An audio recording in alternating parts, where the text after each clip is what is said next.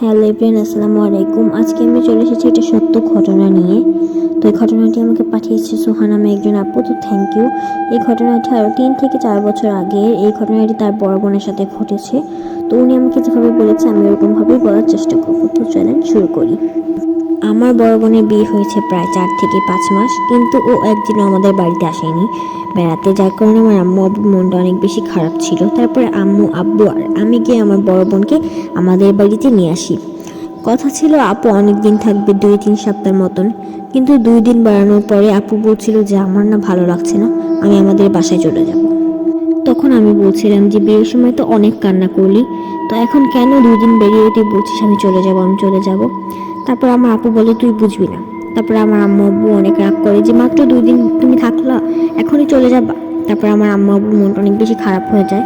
তারপর আমার আপু আমার আম্মু আব্বুর মন খারাপ হতে দেখে আর 2 দিন থাকে, মানে 4 দিন থাকে টোটাল। তারপরেও আমার আম্মু আব্বুর মন ভরছিল না যে 3-4 মাস 5-6 মাস এরকম পরে আসলো, তাও ও কেন মাত্র 2-3 দিন 4 দিন এরকম থাকবে।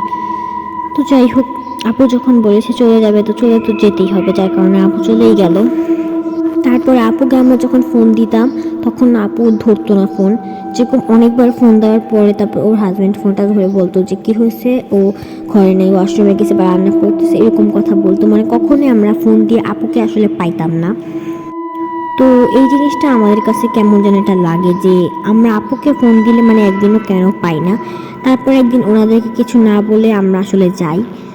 তো হঠাৎ করে যায় দেখি যে আমার আপুর শাশুড়ি হচ্ছে গিয়ে, মানে একটা সিক্রেট রুম ছিল, মানে কাউকে উনি ওখানে ঢুকতে দিত না। তো দেখি যে আমার আপু হচ্ছে রুমে শুয়ে আসে, আর ওই রুমে হচ্ছে আমার আপুর শাশুড়ি, তারপরে আপুর শ্বশুর আর আপুর হাজব্যান্ড হচ্ছে ওই রুমে বসে বসে কে যেন করতেছে। তো ওনারা দুজন হচ্ছে বসে আসছে, আর সামনে হচ্ছে আমার আপুর ছবি দেওয়া। আর আমার আপু হচ্ছে ওই রুমে কিন্তু ঘুমাইতেছে, আর ওনার শাশুড়ি হচ্ছে একটা গোল একটা বৃত্তর মধ্যে আসলে বসে আছে। আমরা দেখে তো প্রথমে কিছুই বুঝতে পারতেছিলাম না। তারপর আমার আম্মু আব্বুর কিছু কিছু ধারণা হয় যে এটা হয়তো বা ওনারা কোনো কালো জাদু করতেছে। তারপরে তারা এইসব দেখে কিছু করে না, এইসব ভিডিও করি আমি আমার ফোন দিয়ে। ভিডিও করার পরে আমরা হচ্ছে গিয়ে একটা কবিরাজের কাছে দেখাই। তারপরে উনি বলে যে তোমার বোন করা কালো জাদু করছে, তোমার বোন করা তিলে তিলে মেরে ফেলবে। তারপরে আমরা ওইসব জানার পরে তাড়াতাড়ি করে আমার আপুকে নিয়ে আসি। আমরা চাইছিলাম পুলিশে কেস দিতে, বাট আমাদের যে কবিরাজটা বসে থাক এত বেশি বাড়াবাড়ি করো না, তাহলে ওরা পরে আরও বড় কোনো ক্ষতি করার চেষ্টা করবে। তারপর আমরা আমার আপুকে ওখান থেকে দীর্ঘদিন নিয়ে চলে আসি। আর আলহামদুলিল্লাহ এখন আমার আপু অনেক বেশি ভালো আছে। আর ওইটার পিছিয়ে আমাদের অনেক টাকা খরচ করতে হয়েছে, না হয় 30-40 হাজার টাকা আমাদের ভাঙতে হয়েছে, কেননা ওইটা অনেক বড় কালো জাদু করছিল আমার আপুকে। তো এখন হচ্ছে মনে হয় আরেকটা বিয়ে করাইছে ওনার ছেলেকে, এইসব আমরা আর জানি না।